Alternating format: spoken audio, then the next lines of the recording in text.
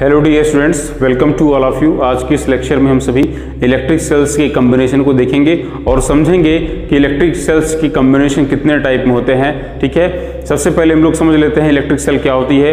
Previous lecture में हम सभी ने जाना था इलेक्ट्रिक सेल के लिए उसके electromotive force, terminal potential difference, internal resistance में क्या रिलेशन होता है। राइट, इलेक्ट्रिक सेल क्या है? Electric cell is a simple device which converts chemical energy into electrical energy and which is a constant source of electromotive force but not constant current. Right? Electric cell अपने आप में एक constant source of electromotive force होता है, but ये current का constant source नहीं होता है। ये करंट की कंटिन्यूटी को बनाए रखता है बट कांस्टेंट करंट प्रोवाइड नहीं करता है, बिकॉज टाइम के साथ साथ इसका अपना terminal potential difference capital V decrease होता रहता है। एक फॉर्मूला था terminal potential difference capital V equals E minus IR, where E was the electromotive force, I is the current which one is flowing in the circuit, small r is the internal resistance of the cell. Electric cell is a source of constant EMF but not constant current. इसको आप लोग याद रखेंगे हमेशा। आज हम देखने जा रहे हैं combination of electric cells. Combination of electric cells is referred as the battery. A battery is nothing more than the combination of electric cells.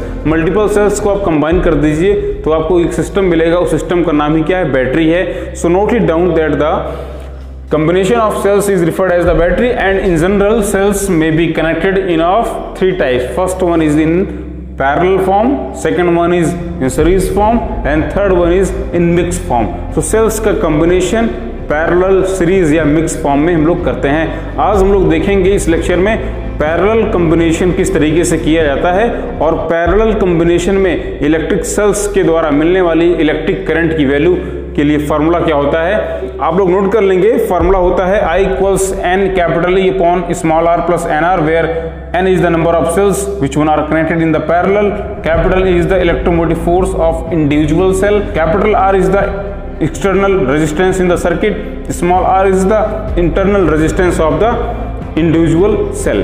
आइए इस फॉर्मूले को सेटअप करते हैं। पहले देखते हैं कि पैरेलल कॉम्बिनेशन क्या होता है। देखिएगा डायग्राम में हमने जो है थ्री सेल्स को जो है पैरेलल में कंबाइन कर रखा है। इनके एक एंड को फर्स्ट पॉइंट पर और दूसरे एंड को सेकंड पॉइंट पर कनेक्ट कर रखा है। सभी के सभी सेल्स के इलेक्ट्रोमोटिव फोर्स कैपिटल E लिए जा रहे हैं और इनके इंटरनल रेजिस्टेंस स्मॉल r हैं।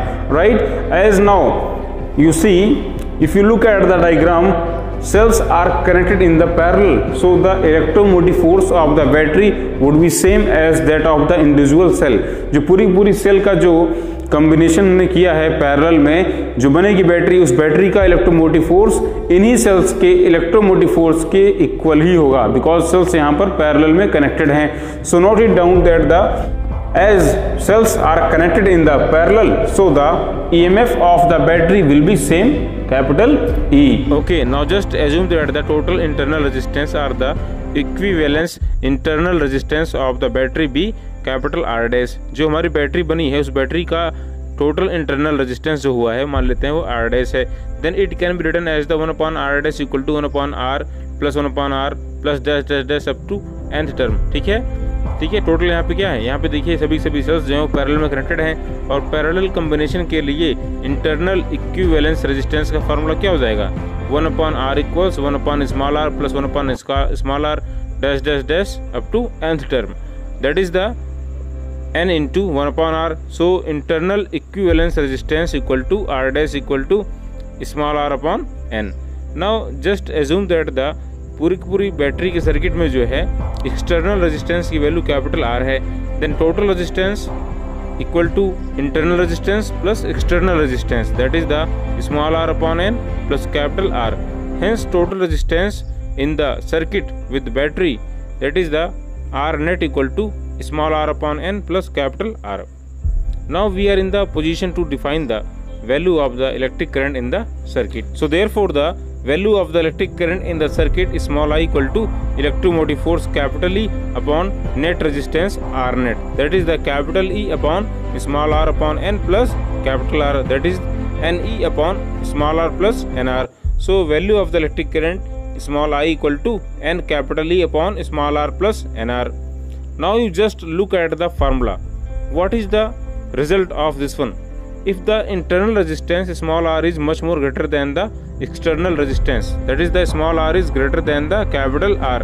In that situation हम जो यहाँ पर है वो small n into capital R वाले टर्म को छोड़ सकते हैं, that is the small I equal to n capital E upon small r. What is the result? Result is that the small I equal to n into capital E upon r, where capital E upon small r is the value of the electric current from the individual cell. So net amount of the electric current from the battery small I equal to small n into capital E upon R, that is the in the parallel combination if the internal resistance of the cells is much more greater than the external resistance, in that condition value of the electric current in the circuit will be n times of the current in the individual cell. So result is that the if the internal resistance of the cells which one are using to combining them parallel and form a battery is much more greater than the external resistance, only in that situation we need to connect them in parallel.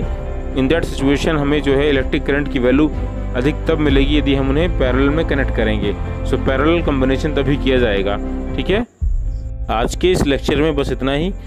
कल हम सीखेंगे series and the mix combination of the electric sales. Thank you.